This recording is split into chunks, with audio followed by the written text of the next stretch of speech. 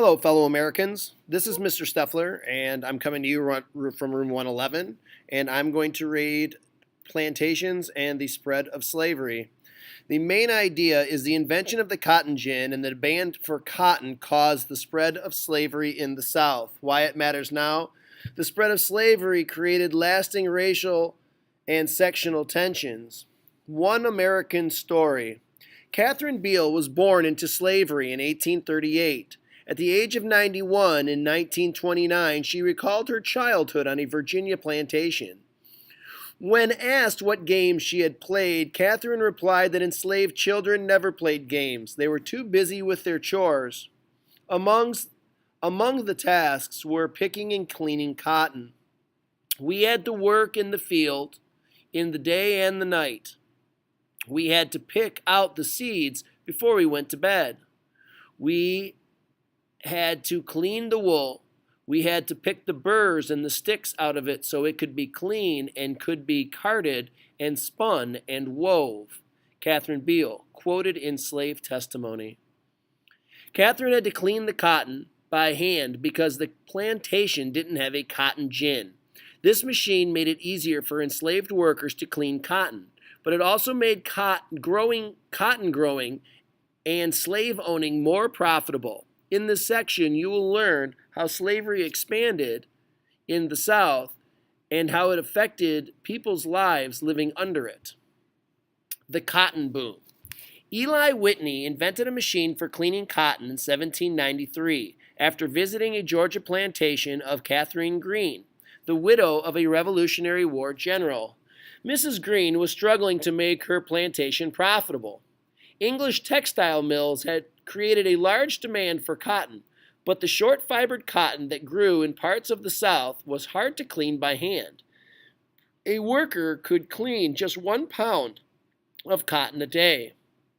Whitney's cotton gin, short for engine, made cotton cleaning process far more efficient.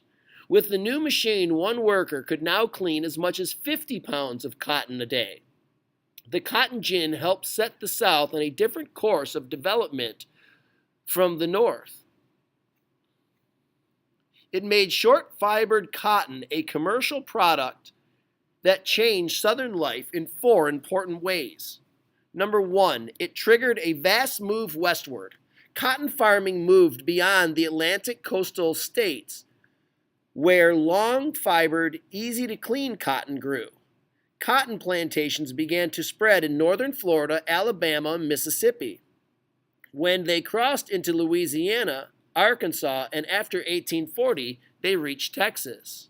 Number 2, because cotton was so valuable, planters put most of their efforts into growing it rather than other crops. To Southerners, cotton was king. 3, more Native American groups were driven off their southern land as it was taken over for more cotton production. 4, growing cotton required a large workforce, and slavery continued to be an important source of labor. Many slaves from the East were sold south and west to the new plantations. Slavery expands. From 1790 to 1860, cotton plantations rose greatly. So did the number of enslaved people in the South. Using slave labor, the South raised millions of bales of cotton each year for textile mills in England and in the Northeast. In 1820, the South earned $22 million from cotton exports.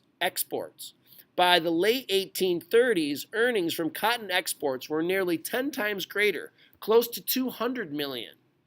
As the cotton earnings rose, so did the price of slaves. A male field hand sold for $300 in 1790. By the late 1830s, the price had jumped to $1,000. After 1808, when it became illegal to import Africans for use as slaves, the trading of slaves in the country increased. The expansion of slavery had a major impact on the South's economy, but its effect on the people living there was even greater. Slavery divides the South. Slavery divided white Southerners into those who held slaves and those who did not. Slaveholders with large plantations were the wealthiest and most powerful people in the South, but they were relatively few in number. Only 1/3 of white families owned slaves in 1840. Of these slave-only families, only 1/10 had large plantations with more than 20 slaves. Most white Southern farmers owned few or no slaves. Still, many supported slavery anyway. They worked on small farms themselves and hoped to buy slaves someday, which would allow them to raise more cotton and earn more money. For both small farmers and large planters, slavery had become necessary for increasing profits. African Americans in the South. Slavery also divided black Southerners into those who were enslaved and those who were free. Enslaved African Americans formed about 1/3 of the South's population by 1840. About half of them worked on large plantations with white overseers. A former slave described the routine. The overseer would straddle his big horse and at 3 o'clock in the morning rousting the hands off to the field. The row was a mile long, and no matter how much grass, weeds was in them, if you left one sprig in your row, they would beat you nearly to death. Wes Bradley, quoted from Remembering Slavery. Not all slaves faced backbreaking conditions on plantations. In the cities, enslaved persons worked as domestic servants, skilled craftsmen, and factory hands, and day laborers.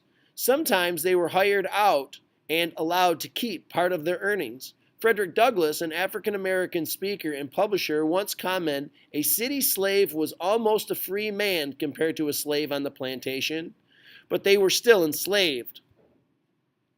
In 1840, 8% of African Americans in the South were free. They had either been born free or been freed by an owner or bought their own freedom. Many of these freed African Americans lived in southern cities such as Baltimore or Washington, D.C.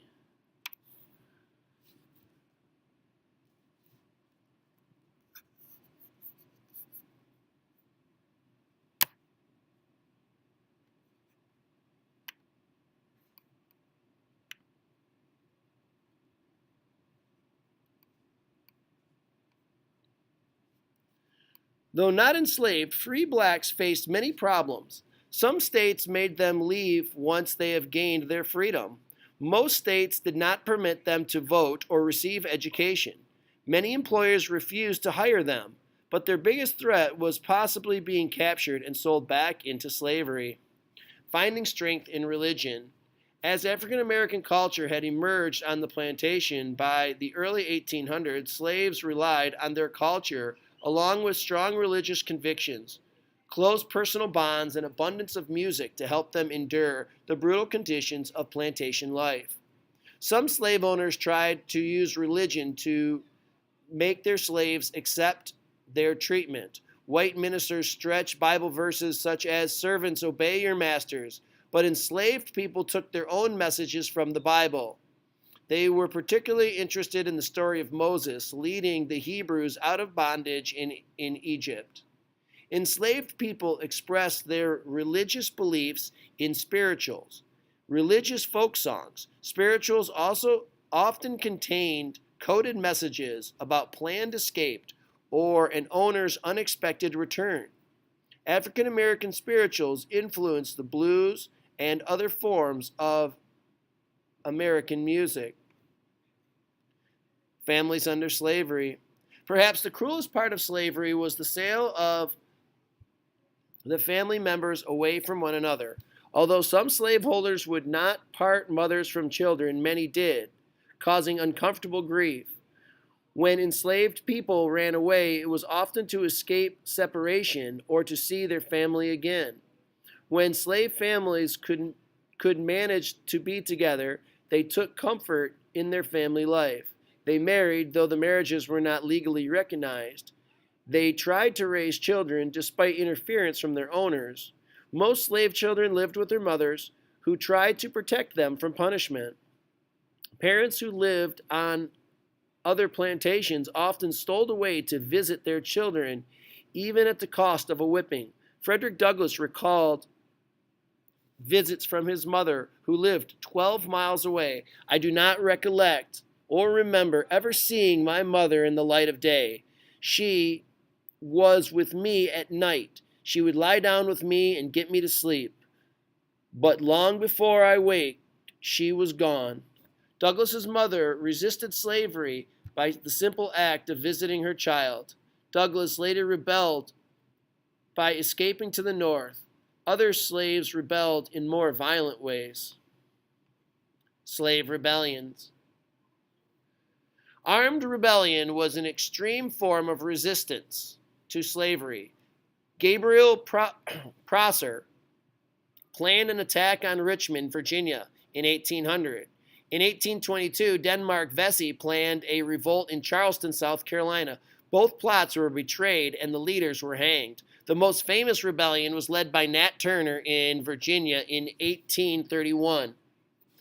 On August 21st, Turner and 70 followers killed 55 white men, women, and children. Later, witnesses claimed that he spoke these words: "We do not go forth for the sake of blood and carnage. Remember that ours is not a war of robbery. It is a struggle for freedom." Most of Turner's men were captured when their ammunition ran out, and 16 were killed. When Turner was caught, he was tried and hanged. Turner's rebellion spread fear across the South. Whites killed more than 200 African Americans in revenge.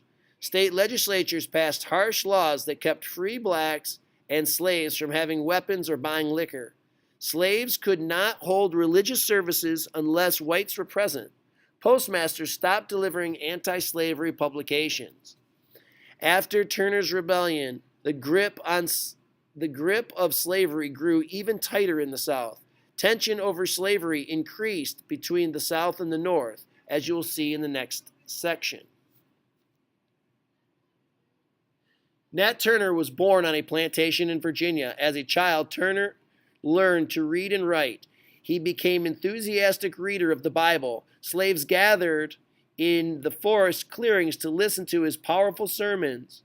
Turner believed that God wanted him to free the slaves, even if by armed rebellion.